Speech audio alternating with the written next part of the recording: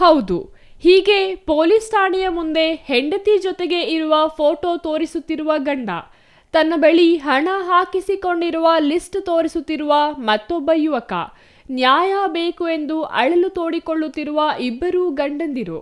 ಈ ಎಲ್ಲಾ ದೃಶ್ಯಗಳು ಕಂಡುಬಂದಿದ್ದು ಬೆಂಗಳೂರು ಗ್ರಾಮಾಂತರ ಜಿಲ್ಲೆಯ ದೊಡ್ಡಬಳ್ಳಾಪುರದ ದೊಡ್ಡಬೆಲವಂಗಲ ಪೊಲೀಸ್ ಠಾಣೆಯ ಬಳಿ. ಹೌದು, ದೊಡ್ಡಬಳ್ಳಾಪುರದ ಹಣವಿ ಗ್ರಾಮದ ಸುಧಾರಾಣಿ ಇಬ್ಬರು ಗಂಡಂದರಿಗೆ ಮೋಸ ಮಾಡಿರುವ ಆರೋಪ ಹೊತ್ತ ಮಹಿಳೆ. ಈಕೆ ಕಳೆದ 7-8 ವರ್ಷಗಳ ಹಿಂದೆ ಹಿರೇಗೌಡ ಎಂಬ ವ್ಯಕ್ತಿಯೊಂದಿಗೆ ಮದುವೆಯಾಗಿದ್ಲಂತೆ.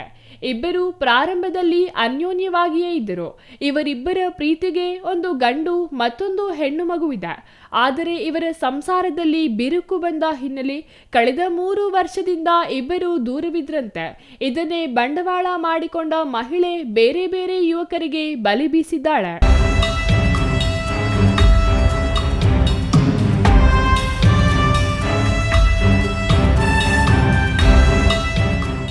ಡೆಲಿವರಿ ಬಾಯ್ ಆಗಿ ಕೆಲಸ ಮಾಡುತ್ತಿದ್ದ ಅನಂತಮೂರ್ತಿ ಎಂಬ ಯುವಕನಿಗೆ ಸುಧಾರಾಣಿ ಬಲೆ ಬೀಸಿದ್ದಾಳೆ.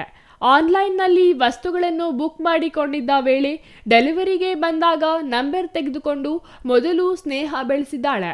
ಸ್ನೇಹ ನಂತರ ಪ್ರೀತಿಯಾಗಿ ನನ್ನ ಗಂಡ ತೀರಿ ಹೋಗಿದ್ದಾನೆ ಎಂದು ಸುಳ್ಳು ಹೇಳಿ ಮದುವೆಯಾಗಿದ್ಲಂತೆ. ಪಾಪ ಒಂಟಿ ಮಹಿಳೆ, ಜೀವನ ಕಟ್ಟಿಕೊಡೋಣ ಅಂತ ಹೇಳಿ ಒಳ್ಳೆಯ ಮನಸ್ಸಿನಿಂದ ಮದುವೆಯಾಗಿದ್ದಾನೆ. ಇಬ್ಬರೂ ಸೇರಿ 1 ವರ್ಷಕ್ಕೂ ಹೆಚ್ಚು ದಿನ ಸಂಸಾರ ಮಾಡಿದ್ರಂತೆ. ಈ ವೇಳೆ ಆರೋಗ್ಯ ಸರಿ ಇಲ್ಲ, ಸಂಬಂಧಿಕರಿಗೆ ಸಮಸ್ಯೆ ಆಗಿದೆ ಎಂದು ಕುಂಟು ನೆಪ ಹೇಳಿಕೊಂಡು 15ರಿಂದ 20 ಲಕ್ಷ ಹಣ ದೋಚಿದ್ದಾಳೆ ಎಂದು 2ನೇ ಗಂಡ ಅನಂತಮೂರ್ತಿ ಆರೋಪ ಮಾಡಿದ್ದಾನೆ. ಅವ್ರಿಗೆ ಡೆಲಿವರಿ ಕೊಡೋಕೆ ಹೋದಾಗ ಈ ಥರ ಅಮೌಂಟ್ ಎಕ್ಸ್ಟ್ರಾ ಮಗದ ಬರ್ಗಡೆ ಸರ್, ಫೈನಾನ್ಷಿಯಲಿ ಹೆಲ್ಪ್ ಮಾಡಿ ಕೊಡಿ ಅಂತ ಹೇಳಿದರು. ಕೊಡ್ತೀನಿ, ಜಮೀನು ದುಡ್ಡು ಬರುತ್ತೆ ಅಂತ ಹೇಳಿದರು. ಸರಿ ಮೇಡಮ್ ಆಯ್ತು ತಗೊಳ್ಳಿ ಅಂತ ಕೊಟ್ಟಿದ್ದೆ. 20,000 ಕೊಟ್ಟಿದ್ದೆ ಮುಂಚೆ. ಅದಕ್ಕೆ ಆದಮೇಲೆ ಸುಮ್ಮನೆ ಅದೇ ಅವರೇ ಫೋನ್ ಮಾಡಿ ಈ ಥರ ನನಗೆ ಹಸ್ಬೆಂಡ್ ತೀರೋಗಿದ್ದಾರೆ, ನಮ್ಮ ಮದುವೆ ಮಾಡ್ಕೊತೀರಾ ಅಂತ ಈಗೆಲ್ಲ ಕೇಳಿದ್ರು. ನಾನು ಯೋಚನೆ ಮಾಡಿಬಿಟ್ಟು ಸರಿ ಮೇಡಮ್ ಆಯಿತು ಅಂತ ಒಪ್ಕೊಂಡು, ನನಗೆ ಮಗು ಇಲ್ಲ ಅಂತ ಹೇಳಿದರು. ಒಂದು ಮಗು ಇದೆ, ಇನ್ನೊಂದು ಮಗು ಇಲ್ಲ ಅಂತ ಹೇಳಿದರು. ಗಡ್ಡ ತೀರೋಗಿದ್ದಾನೆ ಅಂತಲೂ ಸುಳ್ಳು ಹೇಳಿದರು ನನಗೆ. ಆಮೇಲೆ ಸರ್ ಅದಕ್ಕೆ ನಾನು ಒಪ್ಕೊಂಡಿದ್ದು. ಇಲ್ಲಾಂದರೆ ನಾನು ಒಪ್ಕೊತಾ ಇರಲಿಲ್ಲ. ಆಮೇಲೆ ಒಂದು ನಮ್ಮ ಅತ್ತೆ ತೀರೋಗಿದ್ದಾರೆ, ಅವ್ರ ತಿಥಿ ದುಡ್ಡು ಮಾಡೋಕ್ಕೆ ದುಡ್ಡು ಬೇಕು. ಆಮೇಲೆ ನಮ್ಮ ಮಾವನಿಗೆ ಆಪ್ರೇಷನ್ ಮಾಡಿಸ್ಬೇಕು, ಆಕ್ಸಿಡೆಂಟ್ ಆಗಿದೆ, ಈ ಥರ ಎಲ್ಲ ಹೇಳಿ ನನ್ನ ಹತ್ರ ಒಂದು 23ರಿಂದ 24 ಲಕ್ಷ ದುಡ್ಡು ಇಸ್ಕೊಂಡಿದ್ದಾರೆ. ಸಾಲ ನನ್ನ ಹತ್ರ ಸಾಲ ಮಾಡಿಸ್ಬಿಟ್ಟಿದ್ದಾರೆ ಫುಲ್ಲು. ಕೊನೆಗೆ ಇವಾಗ ಹೈದ್ರಾಬಾದ್ಗೆ ಹೋಗ್ತೀನಿ ಅಂತ ಸುಳ್ಳು ಹೇಳಿ ಇನ್ನೊಂದು ಮದುವೆ ಮಾಡ್ಕೊಂಡಿದ್ದಾರೆ. ಅವ್ರ ಹೆಸರು ಶಿವಗೌಡ ಅಂತ. ಅವರು ಇವತ್ತು ನನಗೆ ಏನೋ ಇನ್ ಕೇಸ್ ಕಾಲ್ ಮಾಡಿದರೆ ನಾನು ನನ್ನ ಬಗ್ಗೆ ಏನೋ ಟಿ ವಿನಲ್ಲಿ ಬಂದರೆ ಕೊಲೆ ಮಾಡಿಬಿಡ್ತೀನಿ, ನಾನು ಇವಾಗೇ ಮರ್ಡರ್ ಮಾಡಿದ್ದೀನಿ, ಈ ಥರ ಎಲ್ಲ ಬೆದರಿಕೆ ನನಗೆ ಆಗ್ತಾಯಿದ್ದಾರೆ ಅವರು. ಈ ಥರ ಎಲ್ಲ ಅವ್ಳು ಮೋಸ ಮಾಡಿದ್ದಾಳೆ ಸರ್ ನಮಗೆಲ್ಲ. ಈ ಹುಡುಗಿಗೆ 1 ಅಲ್ಲ 2 ಅಲ್ಲ 3 ಅಲ್ಲ ಹಲವಾರು ಇದೆ ಸರ್. ಎಲ್ಲ ಇದೆ ಹುಡುಗಿಗೆ. ವಿಚಾರಣೆ ಮಾಡಿದ್ಮೇಲೆ ಗೊತ್ತಾಗಿದ್ದು ನನಗೆ ಈ ಹುಡುಗಿ ಹೀಗೆ ಅಂತ. ಗಂಡ ಬದುಕಿದ್ದಾನೆ ಅಂತ ನನಗೆ 1.5 ತಿಂಗಳು ಮುಂಚೆ ನನಗೆ ಗೊತ್ತಾಯಿತು. ಈ ಹುಡುಗಿ ಹಿಂಗೆ ಹೋಗಿದ್ದಾಳೆ ಅಂತ ಅವ್ರ ಗಂಡಂಗೆ ಕಾಲ್ ಮಾಡಿ ಕೇಳಿದ್ದಕ್ಕೆ ಅವರು ನನಗೆ 45 ಲಕ್ಷ ನನಗೂ ವಂಚನೆ ಮಾಡಿ ಹೋಗ್ಬಿಟ್ಟಿದ್ದಾಳೆ, ನನಗೂ ಮಹಿಳೆ ಇದ್ರೆ ನ್ಯಾಯ ಸಿಗಲಿಲ್ಲ ಅಂತ ಅವರು ಹೇಳ್ತಾ ಇದ್ದಾರೆ. ಇವಾಗ ಮಕ್ಕಳು ಇಬ್ಬರಿದ್ದಾರೆ. ಆದರೆ ಈಗ ಇವರಿಬ್ಬರನ್ನೂ ಬಿಟ್ಟು 3ನೇ ಮದುವೆ ಆಗಿದ್ದಾಳೆ ಎಂದು ಇಬ್ಬರೂ ಗಂಡಂದಿರು ಆರೋಪ ಮಾಡುತ್ತಿದ್ದಾರೆ. ಇನ್ನು 2ನೇ ಗಂಡ ನಾನು ಕೊಟ್ಟ ಹಣ ವಾಪಸ್ ಕೊಡಿ ಎಂದು ಕೇಳಿಕೊಂಡರೆ, ಮೊದಲನೇ ಗಂಡ ನನ್ನ ಮಕ್ಕಳನ್ನ ನನ್ನ ಬಳಿಗೆ ಕಳುಹಿಸಿಕೊಡಿ ಎಂದು ಆಗ್ರಹಿಸುತ್ತಿದ್ದಾನೆ.